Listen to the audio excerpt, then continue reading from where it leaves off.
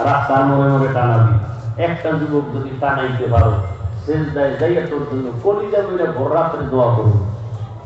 আর কথাটা আমি কসম খাইয়া বলবো যে এত গ্যারান্টি কথা, 3 বার কসম খাবো।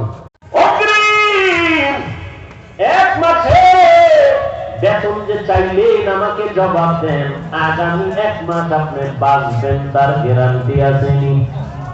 কথা বলেন না কেন? বুঝেন আমার কথা, বুঝেন? কয় প্রশ্ন? কয়টা করছে? দ্বিতীয় প্রশ্ন, আপনি খেলাফতে আজকে আছেন, রাষ্ট্র পরিচালনার দায়িত্বে আপনি যে আজকে আছেন, আগামী মাসে জনগণ আপনাকে রাখবেনি। কথা বুঝেন? আপনি যখন ক্ষমতায় বসে আছেন, আগামী মাস